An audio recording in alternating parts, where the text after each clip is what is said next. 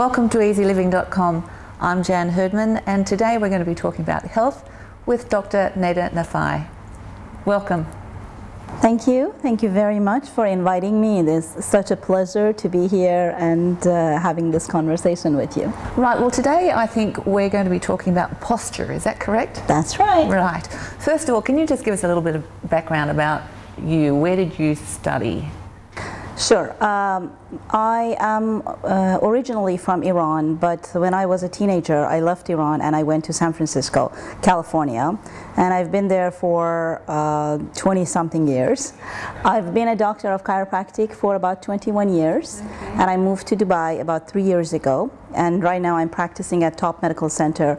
It's in Jumeirah area, and it's been wonderful dealing with a lot of athletes, dealing with a lot of people who suffer from back pain, neck pain, shoulder, knee injuries, and more importantly, people who have problems with their posture and how they carry themselves in the industry, in the economy of today, sitting behind a computer all the time. Right, is that what you would find is the most common postural problem, with people behind computers? That's, computer is like the #1 killer of the back, apparently. People really don't know how to carry themselves, and because of the long hours, there are certain guidelines that if they do follow them and they actually have a little poster in front of their workstation, they will be able to remember and just remind themselves of how to have a good posture while working these 8-9 hour days. Can I ask, you know, you have all these different types of ergonometry type chairs. Is it the chair, or is it your posture? Should people be sitting on a ball? I mean, what's the best option? There are many ways. There are many good chairs in the market, but if you know the principles of what is behind it, then you can make a better choice. Sitting on a ball actually is a great idea that got invented, but all of it comes into the fact that you need to have, first of all, your arms should be in a 90-degree angle. Your workstation should be about one arm reach. Your knees should be slightly, your hips should be higher than your knees as you are sitting. If you look at the chair, when you are trying to purchase a chair, try to get something that the seat cushion also changes, because what you want to do is, if you are actually sitting and you are typing, you want the chair to have like a 6-degree angle going this way, so your hips are higher than your knees. But when you're sitting backwards and you are either on a conference or you're on a phone call, you want the hips to be slightly lower than the knees, like that, the same 6 degrees. So if you be able to maneuver that chair, would be great. I always wondered why chairs had that option. Exactly, we never use them. The other thing is a footrest is going to be fabulous. If you're tall and your feet reaches the floor, great. But you really don't want to have dangling feet, because there is a sciatic nerve that runs behind your leg, and when you compress it, that's one of the causes of disc problems. So you want to have a footrest and not allow the feet to dangle. Try to have your work items around you, so you don't have to keep reaching here and there.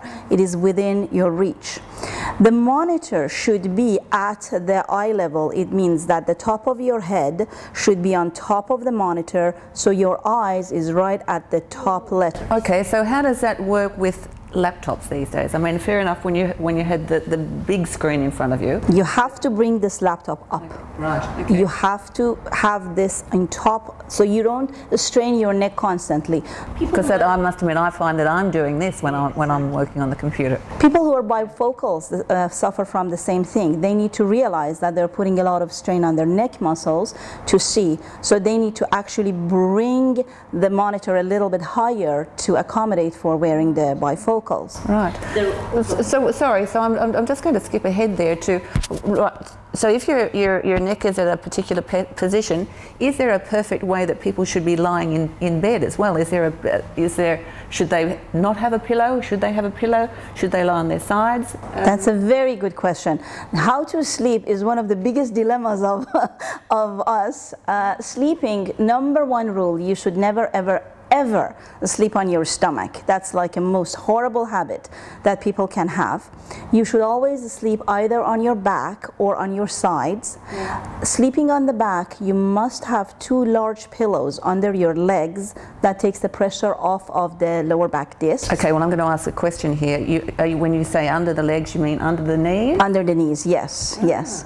And then... But doesn't that cut off the circulation? No, it's like large pillows, but it only helps with the angle because you don't have to like press it on something.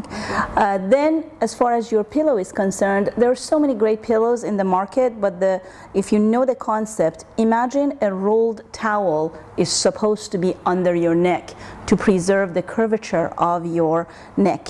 So when you go to the pharmacy and buy these pillows, remember the raised part of it should go under your neck when you're sleeping on your back. So these really comfy pillows, you know, the duck down pillows, are no good? No good at all. They hurt you all the time. You must have a rolled situation under your neck, whatever pillow that provides that.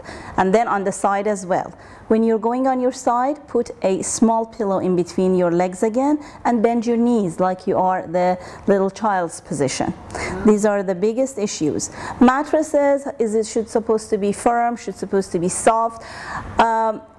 A semi mattress would be good because it's a very general question to ask depending on the condition of your back. If it feels good to sleep on the floor for your particular back, for the particular curvature, go ahead and do it. But it should be medium, not too soft, not too hard.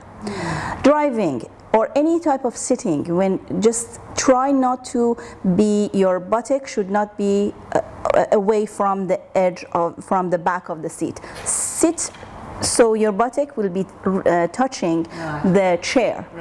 When you are, and you shouldn't be reaching too much to reach the gas pedals. Because I mean, I like to drive like this with a relatively straight arm. Which is okay, that's fine, that's fine. But imagine, most people come to the office with one-sided neck problems. Driving is one of them. Sitting like that and having your elbow at the window, and when you have like a one-handed habit, that's another issue that will cause the neck eventually have shortened muscles. Look at any one-sided activity that you do, whether at your workstation, your phone is located on one side, whether you just put your phone always on one side.